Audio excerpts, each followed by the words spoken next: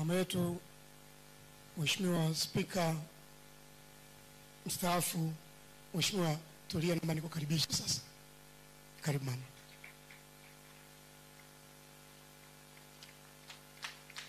Mheshimiwa Tulia atawakilisha wabunge wote, yeye ndiye atawakilisha. Kwa tutomba wengine tumsamehe kulingana na muda. Karibu mama.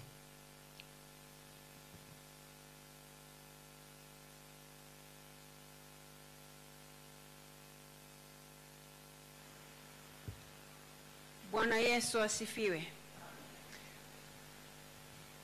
Kabla sijatoa pole kwa niaba ya wabunge wengine, kwa sababu wabunge wa mkoa wa Dodoma wamepata nafasi ya kupita hapa mbele na wabunge baadhi yao ni wageni, kwa maana ya hili ni bunge jipya, basi niwaombe waheshimiwa bunge, pamoja na kwamba mtapata fursa ya kuzungumza, lakini wote kwa umoja wetu tupite hapa mbele ili wananchi mnaowakilisha waweze kuwaona na kuwafahamu. Bwana Yesu asifiwe. Wakati wakija hapa mbele kwa ajili ya kukomboa muda, nitoe pole sana kwa familia ya marehemu. Kila mmoja wenu tunawaombea, Mungu awaguse kwa namna ya tofauti kabisa, awafariji. Sote tunafahamu wanadamu tunaweza kusema maneno mengi sana, lakini mfariji wa kweli ni Mungu mwenyewe. Kwa hivyo tunawaombea mpite salama katika jambo hili ambalo lina hisia nyingi, lina uchungu mwingi, lakini hatuna shaka Mungu ambaye mnamtumikia, Mungu ambaye amemtumikia aliyelala hapa, lakini na kundi la watumishi hapa nilikuwa nikisikiliza wakitambulishwa, wametoka katika madhehebu mbalimbali. Hatuna shaka Mungu atatusikia, mtapita salama katika jambo hili gumu na zito. Bwana Yesu asifiwe. Nimeasikiliza yale ambayo yamesemwa hapa mbele kwa wingi wake na kubaliana nayo yote. Na nikisema nimesikiliza kwa niaba ya wabunge wote hawa ambao nazungumza kwa niaba yao. Na leo hapa tumekuja kwa uwakilishi, vinginevyo wote tungekuwa hapa kwa sababu ya namna tulivyomfahamu MC Pilipili na namna ambavyo alikuwa akiishi na watu. Kwa msingi huo, mkubali salamu hizi ambazo sisi wabunge tulioko hapa kwa uwakilishi wetu tunazitoa kwa niaba ya wabunge wenzetu wote. Tumezisikiliza salamu zote mlizozisema hapa, na sisi mengine tumeyachukua kama sehemu ya wawakilishi wenu, yale ambayo tunaweza kwenda kufanya bora zaidi ili Tanzania yetu iwe bora zaidi. Lakini yale ambayo tumeyazungumza ya kujifunza kuhusu maisha yetu, na sisi tumejifunza, tumeona wapi ambapo tunaweza kufanya bora kabisa. Kama huyo aliyelala alikuwa tu ni MC Pilipili, alikuwa tu mwalimu, lakini pia alikuwa ni mchungaji, na hapa nikasikia na vyeo vingine vya ukuhani, ameweza kufanya hayo yote.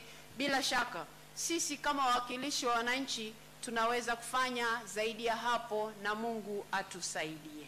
Asante. Ndugu zangu, muda wetu umekwenda sana, lakini katika hayo ufupi wa yale yote yaliyosemwa hapa, ndugu yetu aliyelala alikuwa na miaka 40. Hatufahamu ni wangapi tulioko hapa tumefikisha miaka 40. Hatufahamu ni wangapi tulioko hapa tumezidi miaka 40.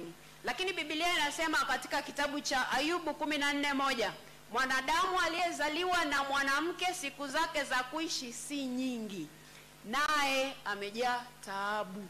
Yaani maisha yake yanapita kama maua. Lakini hapa pia limesemwa neno la Mungu kutoka katika kitabu cha Ufunuo 14:13, heri wafu wafao katika Bwana tangu sasa wapate kupumzika baada ya taabu zao, na matendo yao yanafuatana nao. Wewe ni matendo gani yatafuatana nawe ukilala? Watu watasema hadithi gani ukiwa umelala? Kwa nini ukilala matendo yanaenda nawe? Tujitahidi. Hadithi zitakazokuwa nyuma yetu ni kama za ndugu yetu kutoka Kela, kama ndugu yetu kutoka Ifakara. Wamesema maneno mazuri hapa, yale ambayo tunaamini yameambatana na ndugu yetu, na sisi tujifunze kupitia maisha yake na msiba huu leo. Tunapotoka huku nyuma, tusiache watu wenye machozi wanaolia kwa sababu yetu. Tuache watu wenye tabasamu ambao wanatabasamu kwa sababu na sisi tulipita duniani.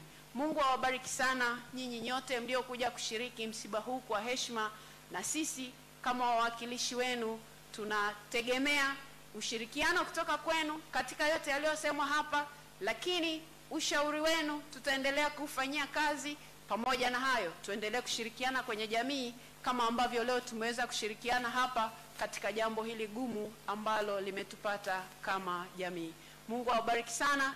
Basi kila mmoja wetu aliyejiandaa kwa ajili ya rambirambi atakabidhi. Wale ambao wamejiandaa kwa ajili ya kuchanga kwenye jambo ambalo ndugu yetu Anthony Mavunde amelianzisha kwa ajili ya watoto watafanya hivyo, na wale wenye utayari wa kukabidhi rambirambi kwa familia basi watafanya hivyo. Yule anayepokea rambirambi kwa niaba ya familia anaweza kuja hapa mbele ili akabidhiwe, lakini wale ambao wengine watapeleka kule, wengine wanaenda kujipanga, basi kila mmoja atafanya kwa sehemu yake. Mungu awabariki sana. Asanteni sana sana kwa kutupa fursa hii ya kuwasalimu.